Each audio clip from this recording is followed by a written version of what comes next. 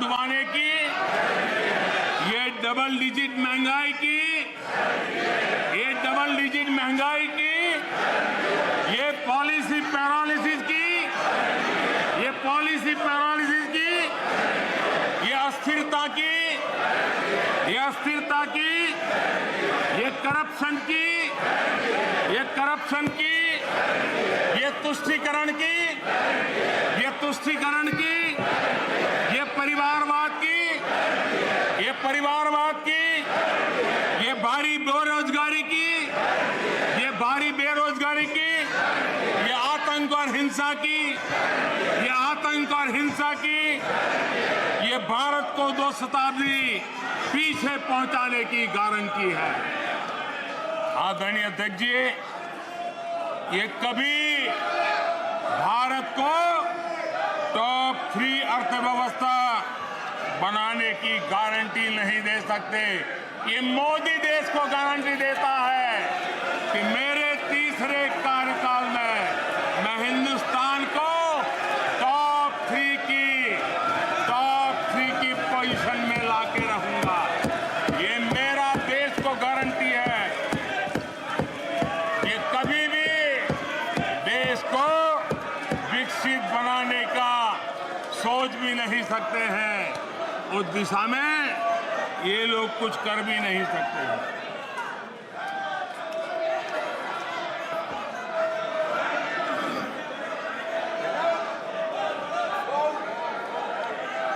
आदरणीय अध्यक्ष जी,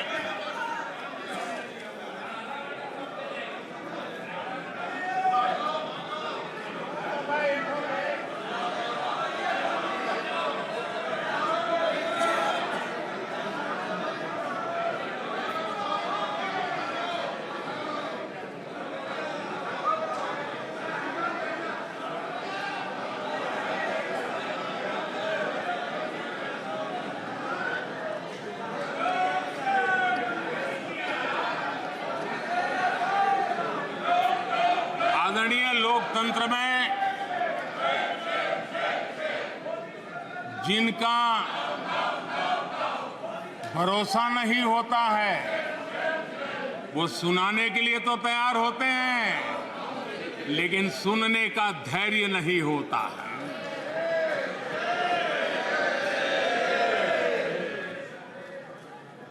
अपशब्द बोलो, भाग जाओ। कूड़ा कचरा फेंको, भाग जाओ। झूठ फैलाओ, भाग जाओ। यही जिनका खेल है। ये देश इनसे अपेक्षा ज्यादा नहीं कर सकता है।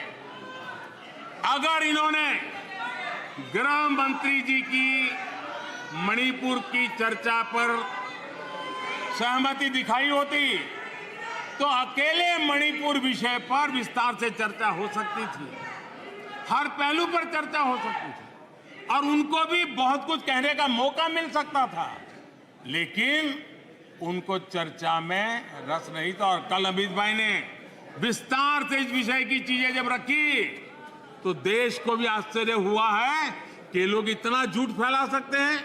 ऐसे ऐसे पाप करके गए हैं लोग। और उन्होंने आज जब अविश्वास का प्रस्ताव लाए और अविश्वास में सारे विषय पर वो बोले तो ट्रेजरी बेंच का भी दायित्व बनता है कि देश के विश्वास को प्रकट करें, देश के विश्वास को नई ताकत दें, देश के प्रति अविश्वास करने वालों के लिए करारा जवाब दें। ये हमारा भी दायित्व बनता है। हमने कहा था अकेले मणिपुर के लिए आओ, चर्चा करो। गृह मंत्री जी ने चिट्ठी लिख करके कहा था, उनके विभाग से जुड़ा विषय था, लेकिन साहस नहीं था, इरादा नहीं था और पेट में पाप था, दर्द पेट में हो रहा था और फोड़ रहे थे सर। इसका ये परिणाम था। आदरणीय अध्यक्ष जी, मणिपुर की स्थिति पर देश के गृह मंत्री श्रीमान अमित शाह ने कल 2 घंटे तक विस्तार से और बड़े धैर्य से रत्ती भर भी राजनीति के बिना सारे विषय को विस्तार से समझाया। सरकार की और देश की चिंता को प्रकट किया और उसमें देश की जनता को जागरूक करने का भी प्रयास था। उसमें इस पूरे सदन की तरफ से एक विश्वास का संदेश मणिपुर को पहुंचाने का इरादा था। उसमें जन सामान्य को शिक्षित करने का भी प्रयास था। एक नेक ईमानदारी से देश की भलाई के लिए और मणिपुर की समस्या के लिए रास्ते खोजना एक प्रयास था। लेकिन सिवाय राजनीति कुछ करना नहीं है, इसलिए इन्होंने यही खेल किए, यही स्थिति किया।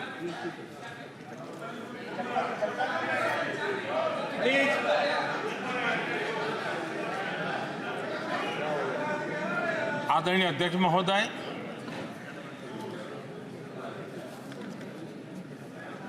कल वैसे विस्तार से अमित भाई ने बताया है। मणिपुर में अदालत का एक फैसला आया। अब अदालतों में क्या हो रहा है वो हम जानते हैं। और उसके पक्ष विपक्ष में जो परिस्थितियां बनी, हिंसा का दौर शुरू हो गया और उसमें बहुत परिवारों को मुश्किल हुई। अनेकों ने अपने स्वजन भी खोए। महिलाओं के साथ गंभीर अपराध हुआ और ये अपराध अक्षम्य है और दोषियों को कड़ी से कड़ी सजा दिलवाने के लिए केंद्र सरकार, राज्य सरकार मिलकर के भरपूर प्रयास कर रही है। और मैं देश के सभी नागरिकों को आश्वस्त करना चाहता हूं कि जिस प्रकार से प्रयास चल रहे हैं, निकट भविष्य में शांति का सूरज जरूर उगेगा।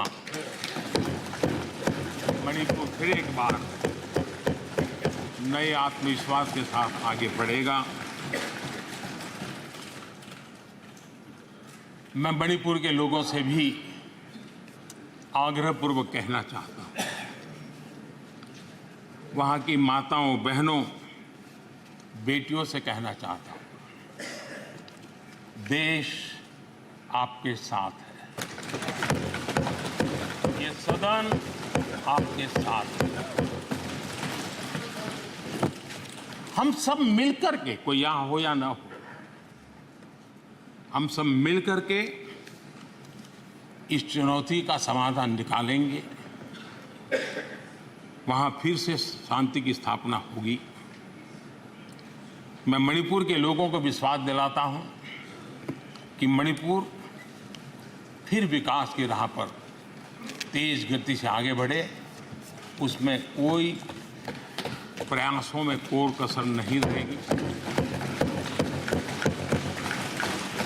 आदरणीय अध्यक्ष महोदय, यहाँ सदन में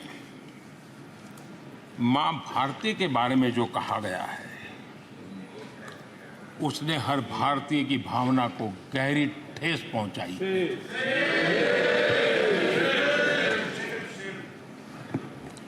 अध्यक्ष जी, पता नहीं मुझे क्या हो गया है। सत्ता के बिना ऐसा हाल किसी का हो जाता है। सत्ता सुख के बिना जी नहीं सकते हैं। और क्या क्या भाषा बोल रहे हैं। आदरणीय अध्यक्ष जी, पता नहीं क्यों कुछ लोगों को भारत मां की मृत्यु की कामना करते नजर आ रहे हैं। इससे बड़ा दुर्भाग्य क्या। ये वो लोग हैं जो कभी लोकतंत्र की हत्या की बात करते हैं, कभी संविधान की हत्या की बात करते हैं। दरअसल जो इनके मन में है वही उनके कृतित्व में सामने आ जाता है। मैं हैरान हूं। और ये बोलने वाले कौन लोग हैं? क्या ये देश भूल गया है? ये 14 अगस्त विभाजन विभीषिका पीड़ादायक दिवस आज भी हमारे सामने उन चीख को लेकर के, उस दर्द को लेकर के आता है। ये वो लोग जिन्होंने मां भारती के 3-3 टुकड़े कर दिए। जब मां भारती की गुलामी की जंजीरों से मुक्त कराना था, जब मां भारती की जंजीरों को तोड़ना था, बेड़ियों को काटना था, तब इन लोगों ने मां भारती की भुजाएं काट दी, मां भारती के 3-3 टुकड़े कर दिए। और ये लोग किस मुंह से ऐसा बोलने की हिम्मत करते हैं? आदरणीय अध्यक्ष जी, ये वो लोग हैं जिस वंदे मातरम गीत ने देश के लिए मर मिटने की प्रेरणा दी थी। हिंदुस्तान के हर कोने में वंदे मातरम चेतना का स्वर बन गया था। तुष्टीकरण की राजनीति के चलते उन्होंने मां भारती के ही टुकड़े किए, इतना नहीं, वंदे मातरम गीत के भी टुकड़े कर दिए इन लोगों ने। ये वो लोग हैं माननीय अध्यक्ष जी, जो भारत तेरे टुकड़े होंगे, ये गैंग, ये नारा लगाने वाले लोग, इनको बढ़ावा देने के लिए, उनका प्रोत्साहन करने के लिए पहुंच जाते हैं। भारत तेरे टुकड़े होंगे, उनको बढ़ावा दे रहे हैं। ये उन लोगों की मदद कर रहे हैं जो ये कहते हैं